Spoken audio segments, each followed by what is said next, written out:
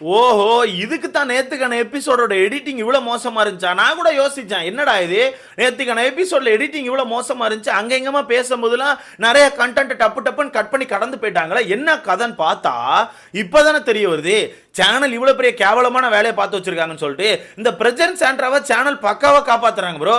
நேத்து ரம்யா அவர்கள் ஒரு கட்டத்துல எந்திரிச்சு கையை தூக்கி ஒரு விஷயம் பேச போயிருப்பாங்க. அப்ப கையை தூக்கிட்டு இருக்க மாதிரி ஒரு சீனை காமிச்சிருப்பாங்க. அதுக்கப்புறம் டைரக்டா ரம்யா கிட்ட பேசிட்டு இருக்க மாதிரி ஒரு சீனை காமிச்சிருப்பாங்க. அதுக்கு இடையில உள்ள ஒரு சீனை கட் பண்ணிருப்பாங்கல்ல. அது அங்க என்ன நடந்திருக்குன்னா, ரம்யா அவர்கள் பிரச்சனை பத்தி ஒரு சில விஷயங்களை உடைச்சிருந்திருக்காங்க. அந்த விஷயத்தை கட் பண்ணிட்டு தான் நம்ம விஜேஸ் வந்து ரம்யாவை போட்டு கும்மு கும்முன்னு கும்மிருக்காங்க ப்ரோ. அப்ப என்ன சொல்லுங்க, சேனல் டைரக்டா சப்போர்ட் கொடுக்குறாங்க ப்ரோ. ஒன்னும் சொல்றதுக்கு ப்ரோ, சத்தியமா ஒன்னும் சொல்றதுக்குல என்னென்ன விஷயங்கள் அப்படிங்கிறது ரொம்ப கிளியரா சொல்றேன். அது மட்டும் இல்லாம வீட்டுக்குள்ள நம்ம விஜே பாருக்கு இப்ப நல்ல ஒரு கேங் கிடைச்சிட்டு, ஓகேவா? இந்த டாக்ஸி கேங் வந்து விஜே பாருவை விட மோசமா இருக்காங்க. அதனால விஜே பாருக்கு நல்லாவே செட் ஆயிருச்சு. பக்காவா உட்கார்ந்து இந்த நாமினேஷன் எல்லாம் டிஸ்கஸ் பண்ணிட்டு இருக்காங்க. அது மட்டும் இல்லாம யார் யார் மேல எப்படிலாம் வன்மத்தை கொட்டணும், யார் யாரோட கேரக்டர் எப்படிலாம் அசிங்கமா பேசணும் அப்படிங்கறத ரொம்ப தெளிவா கத்துக்கிட்டு வந்திருக்காங்க. ரொம்ப தெளிவா வீட்டுக்குள்ள பண்ணிக்கிட்டு இருக்காங்க, ஓகேவா? அந்த வகையில உங்களுக்கே தெரியும், சாட்டர்டே எபிசோட்ல நம்ம சபரிக்கு ஒரு குறும்படத்தை எல்லாம் போட்டு அடிச்சிருப்பாங்க.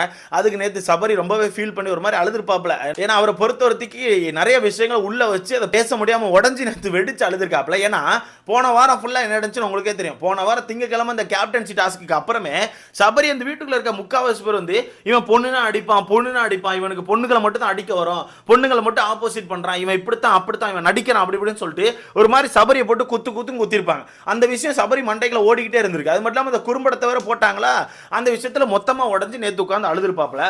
ஆனா இவ்வளத்தையும் பார்த்த நம்ம விஜே பார்வதி நம்ம சபரி அழுதுட்டு இருக்கும்போது கூட ரொம்ப கூலா அப்படி தண்ணியை குடிச்சிட்டு ஒரு மாதிரி தான் ஆட்டிடியூட் காமிச்சிருப்பாங்க. எல்லாத்தையும் பண்ணி முடிச்சுட்டு நேற்று நைட்டு சபரி கிட்ட போயிட்டு, சபரி அந்த குறும்படத்தை பார்த்தல, உனக்கு எதாவது தோணுச்சா சொல்ல, அந்த குறும்படத்துல இருந்து நீ என்ன கத்துக்கிட்ட சொல்ல, அந்த குறும்படத்தை பார்த்தப்ப உனக்கு ஏதாவது ஃபீல் ஆச்சா சொல்லன்னு சொல்லிட்டு ஒரு மாதிரி சபரியை போட்டு நோண்டிட்டு இருக்காங்க. எதுக்குன்னு பார்த்தா சபரி சாரி சொல்லணுமா, சபரி வாயால் சாரி சொல்ல வைக்கிறதுக்கு இவ்வளவு விஷயங்களை பண்ணிட்டு இருந்தாங்க. என்னென்ன விஷயங்கள் அப்படிங்கிறத நான் மொத்தமா சொல்றேன். ஸோ வீடியோக்குள்ள போறதுக்கு முன்னாடி மறக்காம இந்த வீடியோ லைக் பண்ணிட்டு சேனலை சப்ஸ்கிரைப் பண்ணிக்கோங்க. நீங்க போடுற ஒவ்வொரு லைக் வந்தா நம்ம வீடியோவை இன்னொரு 10 பேர் சஜஸ்ட் பண்ணுவோம். ஸோ முடிஞ்ச அளவுக்கு லைக்கை போட்டு சேனலை சப்ஸ்கிரைப் பண்ணிக்கோங்க. லைக்கை போட்டுருப்பேன் நம்புறேன். ஸோ லைக்கையும் போட்டு கீழே இருக்க ஹைப்பையும் தட்டி விட்டுருக்கேன். சரி, ஓகே, கண்டென்ட்டுக்குள்ள போயிடலாமா? நேற்றுக்கான எபிசோட்ல ரம்யா அக்கான்னு ஒரு சின்ன போர்ஷன் கட்டா இருக்கும், கண்டிப்பா பார்த்துருப்பீங்க. என்ன போர்ஷன், அந்த வளர்ப்பு டாபிக் பேசிட்டு இருப்பாங்க. வளர்ப்பு டாபிக்கை பேசிட்டு இருக்கும்போது நம்ம காமு மாமா அடிச்சிட்டு இருக்கும்போது காமு மாமா விக்ரம பார்த்து ஒரு சில விஷயங்கள் சொல்லியிருப்பாப்ல. விக்ரம் வந்து ஃபர்ஸ்ட் மாதிரி இல்லை சார், ஃபர்ஸ்ட் வித்தியாசமா இருந்தாரு, இப்போ கொஞ்சம் சேஞ்சஸ் காட்டியிருக்காரு, அதான் எனக்கு கொஞ்சம் டிஃப்ரெண்டா தெரிஞ்சுன்னு சொல்லிட்டு காமு மாமா சொல்லியிருப்பாப்ல. அதுக்கு நம்ம சேதனை அந்த இடத்துல என்ன சொல்லியிருப்பாருன்னா, அது அவருக்கான விருப்பம், அவருக்கான விஷயத்தை எப்படி வேணா ஷோ பண்ணுவார். ஃபர்ஸ்ட் நல்ல மாதிரி இருந்திருக்கலாம், இப்போ அவரை கெட்டவ மாதிரி காமிக்க விரும்பலாம், அது அவருக்கான விஷயம், அது உங்கள்கிட்ட பெர்மிஷன் கேட்டு பண்ணணும்னு அவசியம் கிடையாது, அதை நீங்க கேட்க கூடாதுன்னு சொல்லிட்டு விக்ரமுக்கு அங்கே ஒரு பாராட்டுகளும் கொடுத்துட்டு ஒரு சின்ன வார்னிங்கும் கொடுத்துருப்பாங்க. நல்லா பண்றீங்க, உங்களுக்கான ஹியூமர் சென்ஸ், அந்த காமெடி எல்லாம் நல்லா இருக்கு, நல்லா பேசுறீங்க, ஆனா அந்த பாடி லாங்குவேஜ் ஒரு சில விஷயங்களை கொஞ்சம் கண்ட்ரோல் பண்ணிக்கோங்க அப்படின்னு சொல்லிட்டு அந்த இடத்துல ஒரு சப்போர்ட் கொடுத்துருப்பாங்க. அதுக்கடுத்து நம்ம வினோத் அவர்களுக்கும் நல்ல ஒரு பாராட்டுகளை கொடுத்து அங்கே ஒரு சின்ன வார்னிங் கொடுத்துருப்பாங்க. நல்ல ஹியூமர் சென்ஸ் இருக்கு, நல்லா பேசுறீங்க, நல்லா கவுண்டர் அடிக்கிறீங்க, ஆனா ஒரு சில விஷயங்களை கொஞ்சம் பார்த்துக்கோங்கன்னு சொல்லி பேசியிருப்பாங்க. அப்போ ரம்யா அவர்கள் ஒரு கையை தூக்குவாங்க. அப்போ டக்குன்னு ஒரு சீன்ல ரம்யா எழுப்பிட்ட மாதிரி இருக்கும், டப்புன்னு ஒரு கட்டு இருக்கும். அதுக்கப்புறம் டப்புன்னு சேதனை வந்து, ஏன் ரம்யா பேசுறத ஒரு செகண்ட் கூட கேட்க மாட்டீங்களா, பொறுமை கிடையாதா, பேசுறத கேட்கற பொறுமை கிடையாதான்னு சொல்லிட்டு ஒரு மாதிரி பேசிட்டு டப்புன்னு அடிச்சு உட்கார வச்சிருப்பாங்க. டப்புன்னு அடிச்சு, நீங்க வினோத்துக்கான கேப்டன்சில என்ன பண்ணீங்க, வினோத் காலில் வச்சிருந்த கம்பியை புடுங்குனீங்களா, என்ன பண்ணீங்க, அதெல்லாம் எதுக்கு பண்ணீங்கன்னு சொல்லிட்டு வினோத்துக்கான அந்த கேப்டன்சி டாஸ்க்கை உள்ள கொண்டு வந்து அடிச்சு ரம்யாவை பேச விடாம உட்கார வச்சிருப்பாங்க. ஆனா அங்க ரம்யா என்ன பேச போயிருக்காங்க தெரியுமா? பிரஜன் அவர்களுமே இந்த வீட்டுக்குள்ள வளர்ப்பை பத்தி பேசியிருக்காரு. எப்படி பிரஜன் அவர்களுமே இந்த வீட்டுக்குள்ள வளர்ப்பை பத்தி பேசியிருக்காரு. அந்த டாபிக்கை தான் அங்க வந்து ரம்யா உடைச்சிருக்காங்க. சார், பிரஜனுமே வளர்ப்பை பத்தி பேசினாருன்னு சொல்லிட்டு உடைச்சிருக்காங்க. அந்த உடைச்ச விஷயத்தை தான் மொத்தமா கட் பண்ணி தூக்கியிருக்காங்க. நேற்று நைட்டு லைவ்ல ரம்யா அவர்கள் ஓப்பனா சொல்லிட்டாங்க. ஏன்னா உங்களுக்கு தெரியாதுல, கட் பண்ண விஷயம் உங்களுக்கு தெரியாதுல்ல, பட் அடி வாங்கின விஷயம் அவங்களுக்கு தெரியல. அதனால எப்படி சொல்றாங்கன்னா ரம்யா, நான் வந்து இந்த வளர்ப்பு டாபிக் பேசிட்டு இருக்கும்போது பிரஜனுமே வீட்டுக்குள்ள வளர்ப்பை பத்தி ஒன்று பேசினார் ஒரு இடத்துல, அதை நான் சொல்ல போனேன், அதை சொல்லும் போதுதான் சேதனை வந்து டம்மு டிம்னு நடிச்சு உட்கார வச்சிட்டாரு. அது எதுக்குன்னே தெரியல. நான் கேப்டன்சி டாஸ்க்ல வினோத்துக்கு ஆப்போசிட்ல ஆடணும்லாம் ஆடல, நான் சும்மா நச்சுக்கு தான் அவருக்கான அந்த ஹோல்ட உருவனேன், அதுக்கு இந்த அடி உள்ளன்னு எனக்கு தெரியல. பிரஜனை பத்தி தான் சொல்ல போனேன், ஆனா அதுக்குள்ள விஜேஸ் அடிஸ்டார் அப்படிங்கிறத சொல்றாங்க.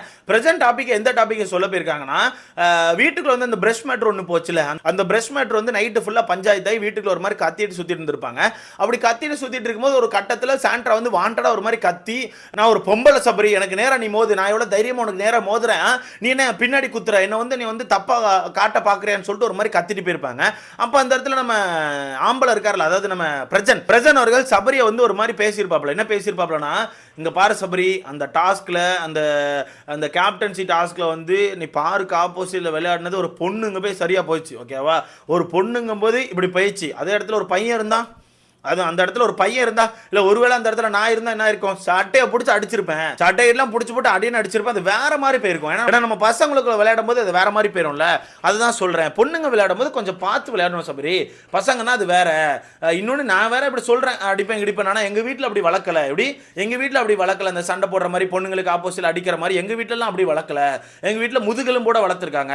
எப்படி எனக்கெல்லாம் முதுகெலும்பு இருக்கு, எனக்கு முதுகெலும்பு நேரா இருக்கு, எங்க வீட்டில் நல்லா வளர்த்துருக்காங்க அப்படின்னு சொல்லி ஒரு டாபிக் சொல்றாப்ல. இது எப்படி சொல்றாருன்னா, இன்டைரக்டா சபரியோட வளர்ப்பை பத்தி தான் பேசுறாரு.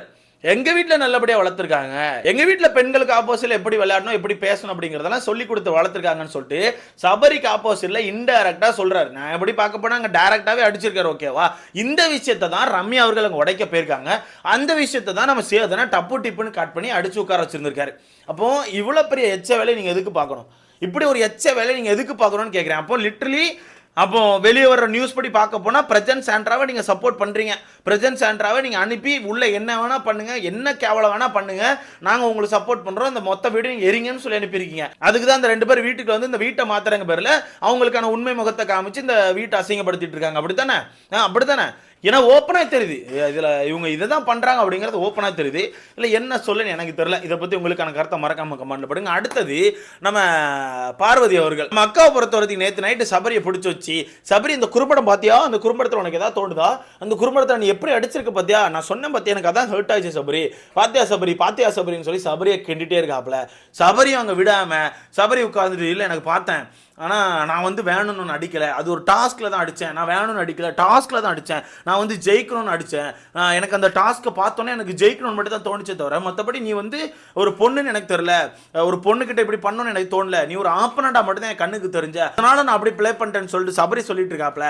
இதுக்கு ஆப்போசிட்ல நம்ம அக்கா என்ன சொல்கிறாங்கன்னா, சரி சபரி எல்லாம் ஓகே தான், அதை பார்க்கும்போது உனக்கு எதாவது ஃபீல் ஆகுதா, உனக்கு அதை பார்க்கும்போது உனக்கு எதாவது ஃபீல் ஆகுதா, உனக்கு எதாவது இப்போ நீ பண்ணது தப்பு அப்படி இந்த சாரி அந்த மாதிரி கேட்கணும் உனக்கு தோணுதான்னு கேட்குறேன் அப்படி சொல்லிட்டு அக்கா அங்கே போயிட்டு சாரி சொல்லி கெஞ்சிட்டு இருக்காங்க. ஆனால் சபரியை பொறுத்தவரைக்கும் தான் நமக்கு தெரியுமா, அவர் என்ன பேசுறாரு ஏது பேசுறாருன்னு அவருக்கே தெரியாது, அவரே மாற்றி மாற்றி பேசிட்டு இருப்பாரு. அப்போ அவர் எதுவுமே புரியாமல் அவர் கடந்து உழப்பிட்டு இருக்காரு. அவரு கடந்து உழப்பி பிளா பிளா பிளா பிளான்னு அந்த கண்டென்ட் எங்கெங்கேயோ கொண்டு போயிட்டு இருக்காப்புல. மொத்தத்தில் ரொம்ப நேரம் விஜய் பார்வதி ட்ரை பண்ணாங்க சாரி வாங்கிடலான்னு சொல்லிட்டு, பட் சாரி வாங்க முடியல. அப்புறம் விஜய் பார்வதியை மன வெறுத்து அந்த பக்கம் போயிட்டு நாமினேஷனை டிஸ்கஸ் பண்ணுறாங்க பதில் நான் சபரியை குத்த போறேன்னு சொல்லிட்டாங்க. அவ்வளோதான், முடிஞ்சு போச்சு. வீட்டுக்குள்ளே இதுக்கப்புறம் எல்லாத்தையுமே பேசி மாற்றி அடிச்சுப்பாங்க. அந்த கப்பு உங்களுக்குள்ள யாருக்கு வேணும்னு சொல்லிட்டு மாற்றி நீங்களே பேசி எடுத்துக்கிட்டிங்கன்னா ரொம்ப ஈஸியாக இருக்கும். ஏன்னா ஒரு எல்லையை தாண்டி இவங்க பணப்பட்டி டாஸ்க் எல்லாம் பேச ஆரம்பிச்சாச்சு. பணப்பட்டி டாஸ்க் வர்றதுக்கு இன்னும் 6-7 வாரங்கள் இருக்கு. அதுக்குள்ளே பணப்பட்டி டாஸ்க் எப்படி இருக்கும், பணப்பட்டியில் எவ்வளோ பணம் வைப்பாங்க, அதெல்லாம் பேச ஆரம்பிச்சாச்சு. என்ன சொல்ல எனக்கு ஒன்றுமே தெரியல. இதை பற்றி உங்களுக்கான கருத்தை மறக்காம கமெண்ட்ல போடுங்க. அடுத்த பார்க்கலாம்.